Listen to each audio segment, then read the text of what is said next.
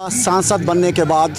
आज वो इस कार्यक्रम में पहुंची हैं जहां उद्घाटन समारोह है। राज्यसभा सांसद बनने के बाद आपकी अपेक्षा भी बढ़ गई होंगी, लोगों की अपेक्षा बढ़ गई है। क्या लोग कहते हैं आते हैं तब?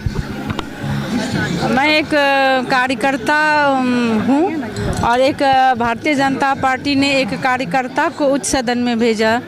माननीय प्रधानमंत्री आदरणीय नरेंद्र मोदी जी और देश के गृह मंत्री आदरणीय अमित शाह जी, भारतीय जनता पार्टी के राष्ट्रीय अध्यक्ष आदरणीय JP नड्डा जी और बिहार प्रदेश के सम्माननीय अध्यक्ष श्री सम्राट चौधरी जी को बिहार की समस्त महिलाओं की ओर से उनका कोटिशः नमन करती हूं और आभार व्यक्त करती हूं, जिन्होंने पहली बार बिहार भाजपा से एक सामान्य परिवार की महिला को, जो पंचायत से लेकर प्रदेश तक विभिन्न जिम्मेवारी को निभाया और उन्होंने जो नारी शक्ति वंदन अधिनियम की शुरुआत बिहार से खाता खोलकर किया है, इसके लिए उनको सहृदय प्रणाम करती हूँ। धर्मशिला जी, आपकी मेहनत शुरू से आपने बहुत कष्ट सहे, बहुत परेशानियां झेली। आप नगर निगम मेयर चुनाव तक गए थे, आपको अपने ही लोग विरोध भी कर दिए थे, लेकिन जिस तरह आपको लगा कि ये अंतिम परिणाम जो मिला वो आपके लिए हित में है और आपने जीवन भर जितना संघर्ष किया उसका फल मिला है। निश्चित रूप से जो काम करते हैं, स्वामी विवेकानंद जी ने कहा था कि उठो जागो और चलते रहो जब तक मंजिल नहीं मिल जाती है। तो मैंने पार्टी का काम किया और निरंतर अपने कर्तव्य पथ पर चलती रही और खासकर बिहार के लोगों से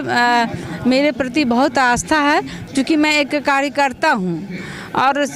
खासकर हमारी मातृशक्ति को लगता है कि मतलब आसानी से उपलब्ध हमारे साथ काम की है हमारी बहनें, बूथ से लेकर के प्रदेश तक, तो स्वाभाविक है उनका अधिकार भी है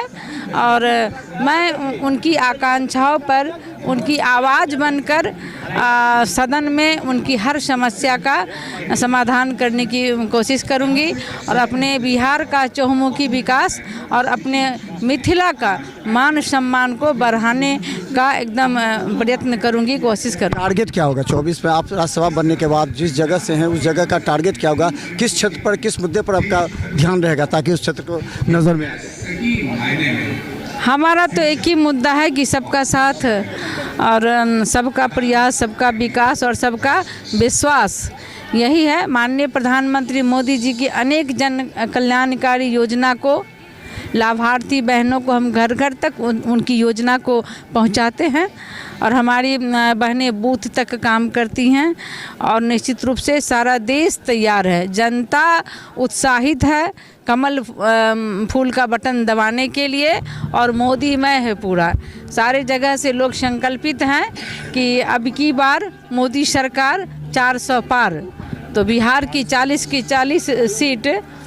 इस बार माननीय मोदी जी के खाते में जाना है और माननीय मोदी जी ही प्रधानमंत्री बनेंगे। ऐसा हमारी नारी शक्ति ने ठाना है कि कमल ही खिलाना है और माननीय मोदी जी को ही प्रधानमंत्री बनाना है। तो धन्यवाद। राज्यसभा सांसद बनने के बाद धर्मशिला गुप्ता का भी दायित्व बढ़ गया है और खासकर हम बता दें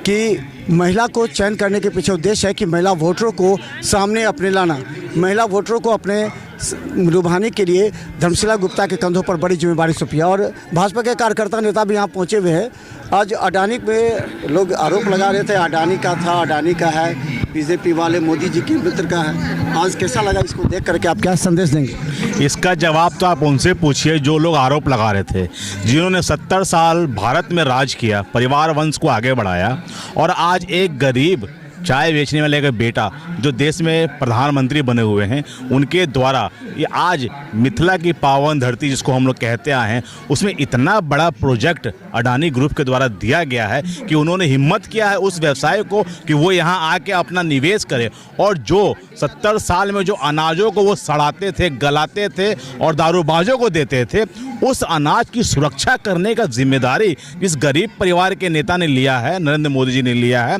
कि उनका कहना है कि जो अनाज सड़ जाते थे, जिन्हें चूहे खा जाते थे, उन अनाज को बचाकर सुरक्षित रखकर आज वो जन जन तक 5 किलो का अनाज पहुंचा रहे हैं और उसकी सुरक्षा के लिए इतना बड़ा एम्पायर खड़ा करके रख दिए हैं। इसमें तो जवाब वो लोग देने कि उन्होंने 70 साल में क्या किया और हमारे देश के सेवा नायक ने 10 साल में क्या किया, इसकी उपलब्धि वो देखे ना, वो बताएं, अब जवाब वो दे कि वो ये किसकी कंपनी है।